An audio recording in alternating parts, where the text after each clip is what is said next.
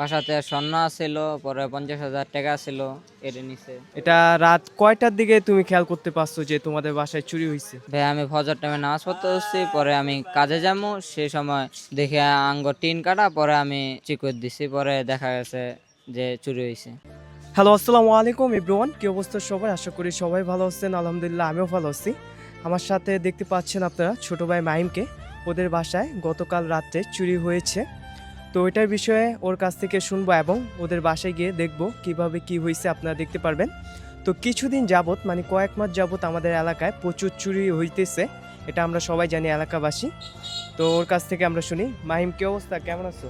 আলহামদুলিল্লাহ ভাই ভালো আছি, আপনারা ভালো আছেন? এই তো আলহামদুলিল্লাহ ভালো আছি। তো তোমাদের বাসায় গতকাল রাতে চুরি হয়েছে, তো তোমাদের কি কি নিছে বাসা থেকে? বাসাতে স্বর্ণ আছিল, পরে 50,000 টাকা ছিল, এটা নিছে। স্বর্ণ কথা নিয়েছিল? আটানির মতো। 18 মতো। আর 50,000 টাকা নিছে নাকি? হুম।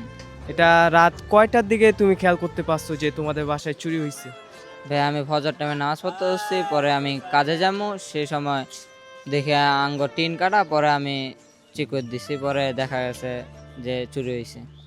আর তোমাদের বাসার পাশে তো আরেকজনের বাসায় চুরি হয়েছে, তো এটা তারা তোমার কি লাগে?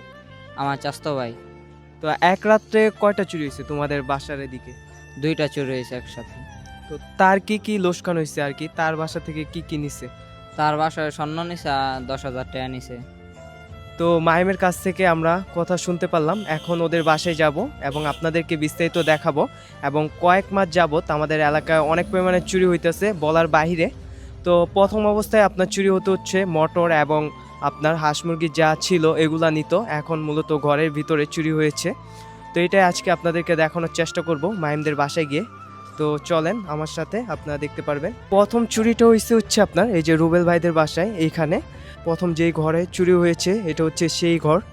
এইখান দিয়ে আপনার টিন কেটে এই যে দরজা যে দেখতে পাচ্ছেন এটার আর কি যে দাসাটা থাকে ওইটা ফালিয়ে তারা এই দরজাটা খুলে ভিতরে ঢুকছে, এই যে এই সাইড দিয়ে টিন কেটে। তো এখন আমি যাব মাহিমদের বাসায়। এটা হচ্ছে মাহিমদের বাসায় যাওয়ার রাস্তা এবং সকালে অনেক পরিমাণে বৃষ্টি হয়েছে, যার কারণে রাস্তার ভিতরে পেকি রয়েছে, আপনারা দেখতে পাচ্ছেন। তো মাহিমরা আর কি নতুন ঘর তুলছে, ওই ঘরে সবাই থাকে, এই ঘরে মূলত কেউ থাকে না। এটা হচ্ছে মাহিমের আব্বু এখানে বসে আছে, আপনারা দেখতে পাচ্ছেন। তো মাহিমদের বাসায় এই সাইড দিয়ে আর কি টিন কেটে চোরটা ভিতরে ঢুকছে এবং ভিতরে গিয়ে চুরি করেছে। তো দেখেন কিভাবে টিনটা কাটা হয়েছে। তো প্রথমে সম্ভবত এখানে কাটা হয়েছিল, তারপরে এইখানে কাটা হয়েছে। তো চোর মূলত এই রাস্তা দিয়ে ঢুকছে।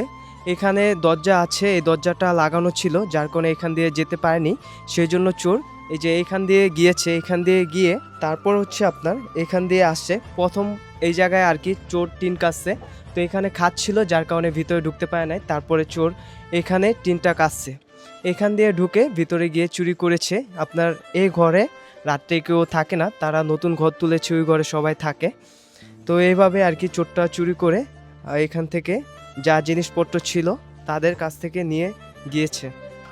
এই ছিল মাহিমদের বাসার ঘটনা। আপনারা তো দেখতে পেয়েছেন কিভাবে চুরি করা হয়েছে এবং তাদের অনেক লোকসান হয়েছে যেহেতু চুরি হয়েছে। তো আমাদের এলাকাবাসী যারা আছি আমরা, আমাদের সবার সতর্ক থাকতে হবে। আমরা সবাই জানি কয়েক মাস যাবত একদিন দুই দিন পর পরই আমাদের এলাকায় চুরি হচ্ছে অনেক পরিমাণে, এবং যে চুরি করতেছে সে যদি কখনো ধরা পড়ে তার পরিণতি অনেক খারাপ হবে, সেও ভালোভাবে জানে।